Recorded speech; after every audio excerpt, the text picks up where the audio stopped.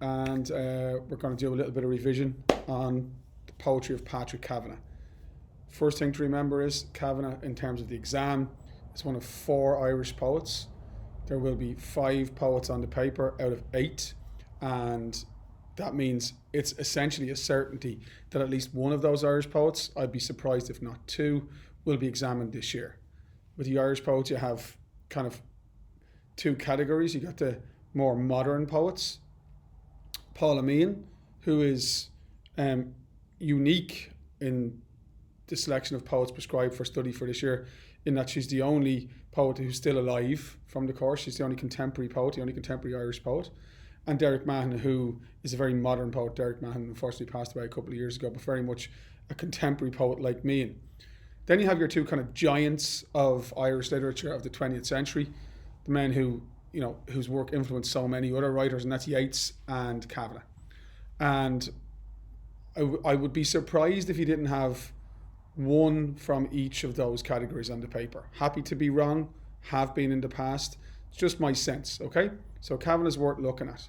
Now, he's a brilliant poet, but I think a lot of students find him kind of tricky to connect with. So we're going to try and get, what is it about Kavanagh that's interesting? Don't forget, no matter what they ask you, you're going to be talking about why his thematic concerns are somehow interesting, and you're going to be commenting on his use of language and the inventive or vivid nature of his imagery. I'm just going to scan through something here for a second and bring it back to the mind map. But you remember this video that I shot? Did you hear that?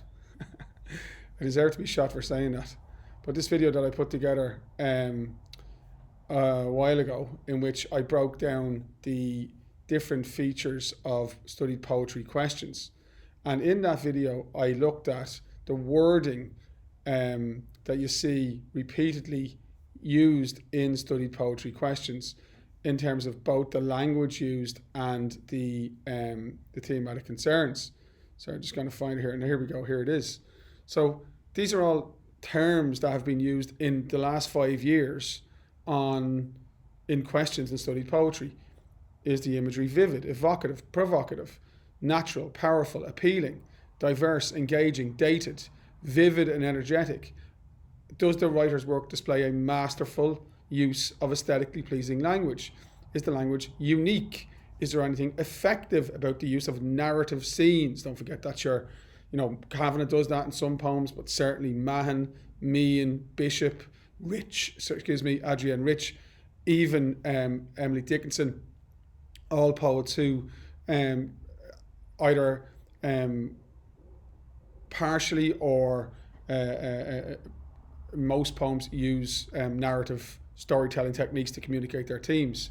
Then you have wording like number 14 there, transforms the familiar and mundane. Now that's a horrible wording, but it's exactly the type of wording you could expect to get on Kavanagh, because of course that's what Kavanagh is all about. So when you're preparing for your poetry question, you've got to not just prepare the poems, but you've got to prepare yourself to be able to do that, those mental gymnastics which involve your ability to take the information that you've learned and think about it in relation to the specific wording of questions. So that's a really, really, really important focus that I would recommend you take over the course of the next few weeks. Not too many weeks left now until the exam. We're nearly there. Now, so when we're thinking about Kavanagh, look at this. Look at the opening quote. It's my favourite poem by Kavanagh. It's one of my favourite poems of all time. The spirit-shocking wonder in a black slanting Ulster hill. Now there you have, Kavanagh's, his thematic, the core thematic concerns that he addresses, and his magnificent use of language in one example. So thematically, you've got that spirit-shocking, so that spiritual element of Kavanagh's poetry, and you've got the black slanting Ulster hill. In terms of language, you've got the juxtaposition and the nature imagery. You've got the inventive, compound words, spirit-shocking, which is also an example of neologism, because when you make a compound word, you're making up new words. So that shows the inventiveness of Kavanagh's poetry. And what you've got there is him talking about how in that particular poem, His desire is to once again see beauty where in the world where he's lost sight of that beauty. He wants to feel thrilled by the everyday. He wants to feel inspired by the mundane. And that's why the wording of that question that I showed you a couple of minutes ago would have been perfect for Kavanagh. But as I discussed in a recent class, for Derek Mahan, wasn't a good wording at all in the mock exam this year. These are the poems I've studied by Kavanagh. His poetry is autobiographical because he's writing about his own life. It's reflective. He's thinking about his own life and experiences. He's always honest, often in a way which doesn't depict him in a very positive light. And his work is deeply philosophical. And that's another word I would use when I'm describing Derek Mahan's poetry, for example. Deeply philosophical, thoughtful, not just writing accounts of events, but thinking about the purpose of writing these accounts is to think about the meaning of life.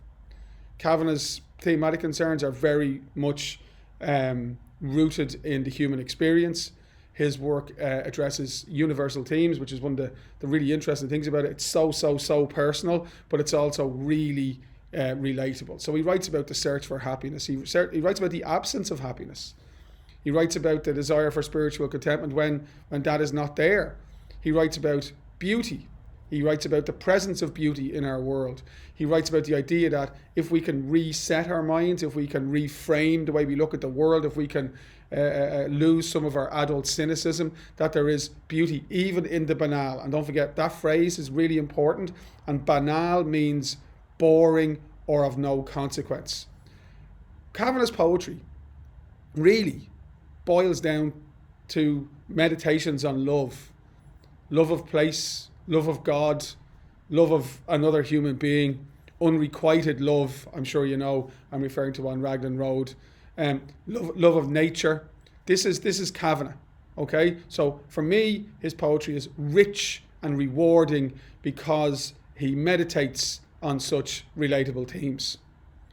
We know that Kavanagh was a man who grew up in and wrote in a Catholic, very much Catholic Ireland, Irish society.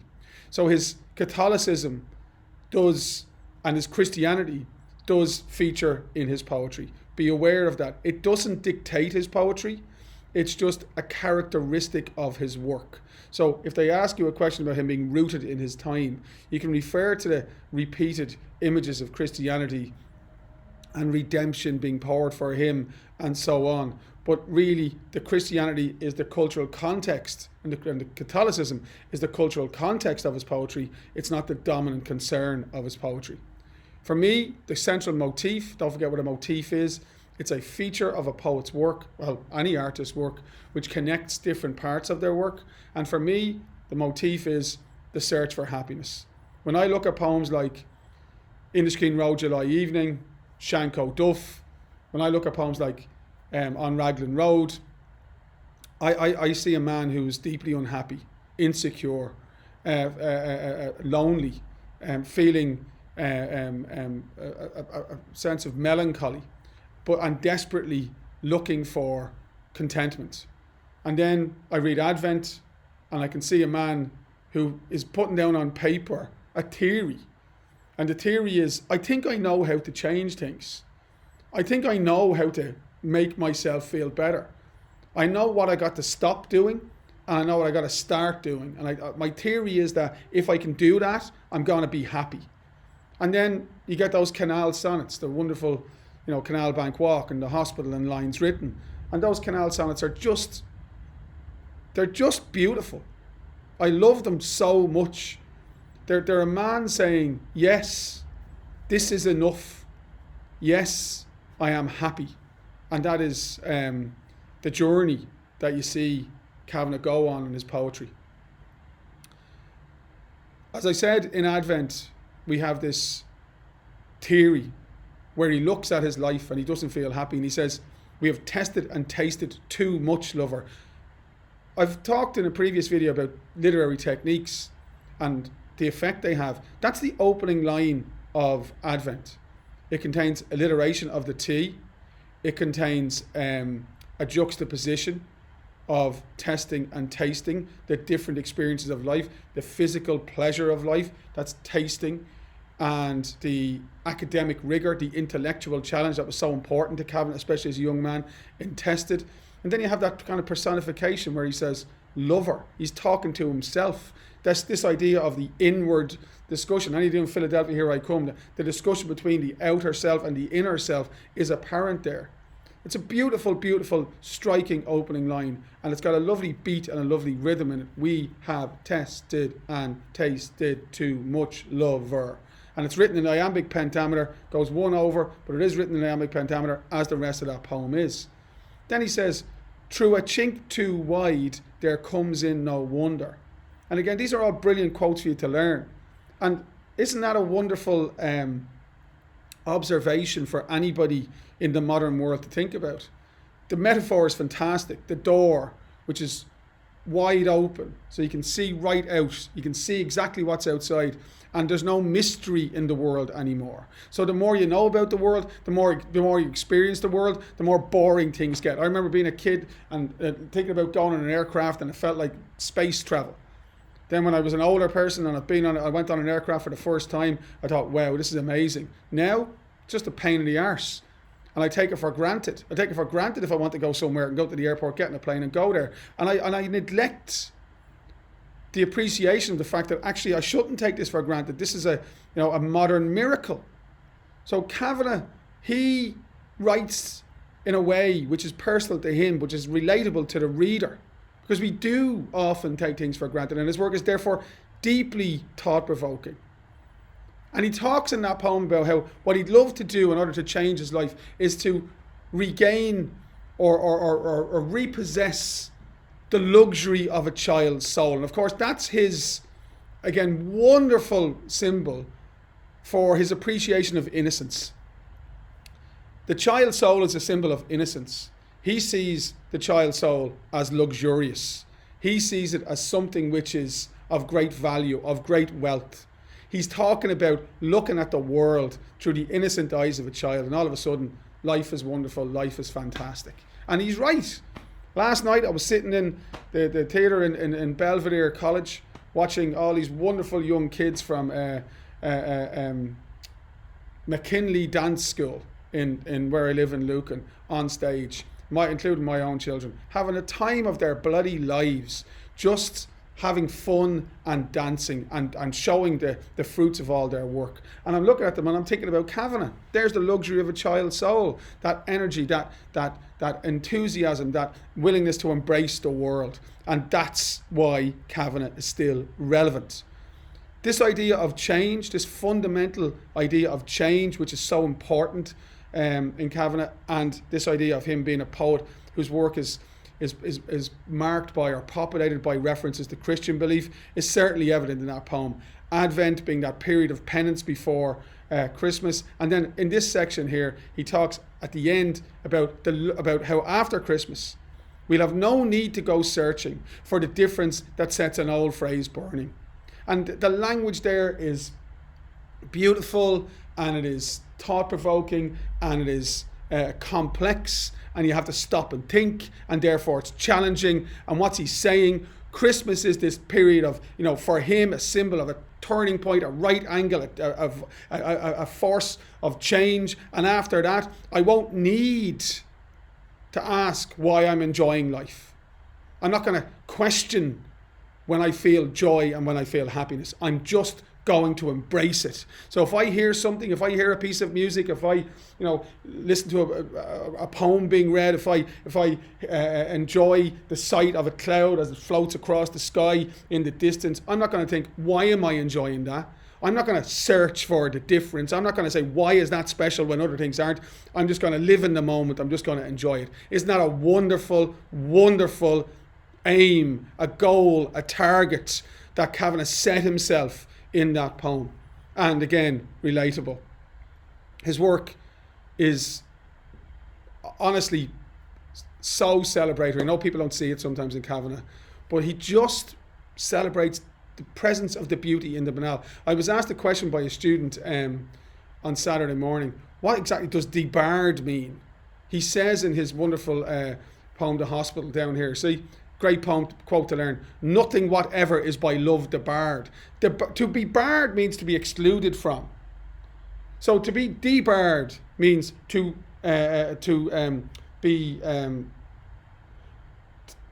force exclusion upon something. What he's essentially saying is that everything is capable of being beautiful.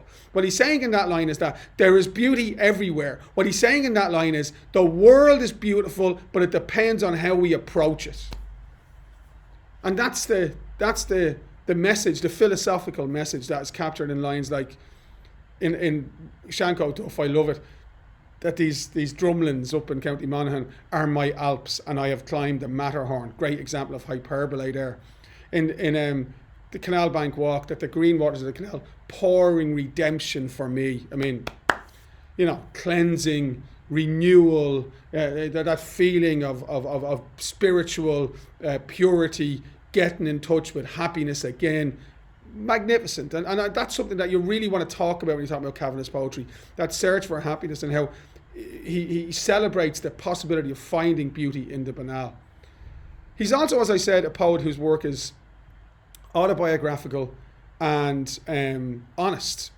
And there are loads of examples in his poetry of him talking about his unhappiness. One of the best examples is in Inniskeen Road July Evening, when he says, "Oh, Alexander Selkirk knew the plight of being king and government and nation."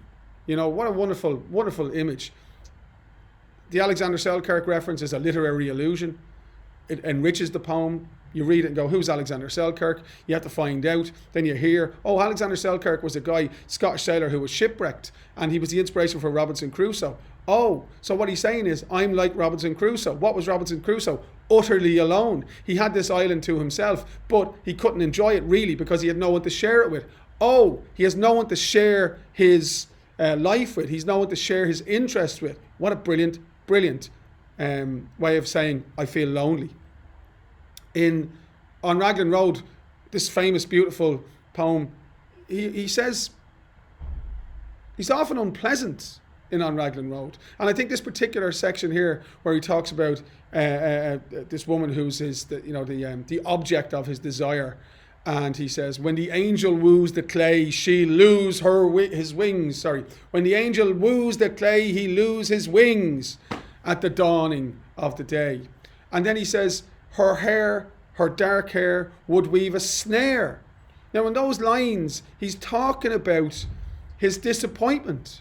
The snare is one of the great metaphors that you'll find in Kavanagh, something which brings immediate and long-lasting pain and is difficult to escape from. The angel, he's talking about himself. The clay, he's talking about the lover who he says is brittle and unreliable. You know, this is a man talking about his own pain. This is a man, frustrated and lashing out and taking out his frustration on others. So compelling, interesting, thoughtful, honest, often so honest as to be, as we all know. Think about what Elizabeth Bishop sees in The Fish when she looks at herself. Maybe you don't like everything we see when we look at somebody who's examining themselves with great honesty. He says, feed the gaping need in my senses in Canal Bank Walk. There he is. He's a gaping need in his senses. He's desperate to feel some sort of contentment. And then, of course, in the same poem, for this soul needs to be honoured with a new dress woven. What an image. What an image. A new dress for his soul. From green and blue things and arguments that cannot be, and that's pronounced proven. You know, arguments that cannot be proven. It ties in with this idea up here of no need to go searching for the difference that sets an old phrase burning. What does it mean? Well, it means that I want to just reset, reframe, make myself look at the world again in a fresh way, in a new way, and stop questioning everything and just enjoy being alive. And that's what he means. That's what the new dress is a brilliant metaphor for. I know this is too long, and I don't care because I love Kavanagh. Think about style. One of the things Kavanagh does a lot is use hyperbole. I might do a little short in which I go through the hyperbole examples, but I mean, the Niagarously roaring loch, the fantastic light, the fabulous grass, the inexhaustible adventure of a gravelled yard. What a brilliant example of juxtaposition. You know, he's using deliberate exaggeration to emphasize his points in those aspects, in those examples. He's like all poets. Remember I told you, prepare a metaphor or a symbol per poem. Like all poets, there are multiple choices of metaphors or symbols to prepare. Some of the best ones in Kavanagh, I've already mentioned Her Dark Hair. I love The Enchanted Way as a metaphor for what love does, it has this magical transformative effect. That's why we're drawn towards love. I love the wink and elbow language of the light for this, the unspoken comfort that people have when they're together in a social setting, and which is so difficult for somebody who's on the outside of that, who doesn't feel comfortable in social settings. I love the why of heartbreaking strangeness and Dreeping Hedges. I love it because it doesn't really make sense, and that's the whole point of the line. Like something which is just a beautiful line, but I'm not going to question why it's beautiful. I'm not going to try and break down what does dreeping mean, what do you mean heartbreaking strangeness. I'm just going to say, wow, that's a beautiful line. Of course, that's exactly what the line meant. Very, very clever. His use of contrast, I've mentioned already. Tremendous silence, prophetic astonishment at the tedious talking of an old fool is one of the great lines. Obviously, great bit of humour in there. A year ago, I fell in love with, and you're going, oh, who did he fall in love with? What did he fall in love with? The functional ward of a chest hospital. I wasn't expecting that. That's a really striking contrast. What's he mean? Draws us in. Juxtaposition, interesting. I've mentioned his use of neologism and compound words. Stilly greeny, hero courageous, leafy with love, spirit shocking, half talk code, all of these kind of really inventive uses of language which give his work a particular identity, make it unique, make it interesting. And of course, his poetry is all about the natural world, because in that very Christian way, when he looks at the natural world, he sees God's presence. Because as far as Kavanagh is concerned, God created the natural world. And there are just so many beautiful images from the natural world in his poetry. I think there are so many beautiful images, but few as beautiful as a bird gathering materials for the nest, for the word. And ask yourself, why is that word capitalized? That'll do us. Sorry if that was really boring.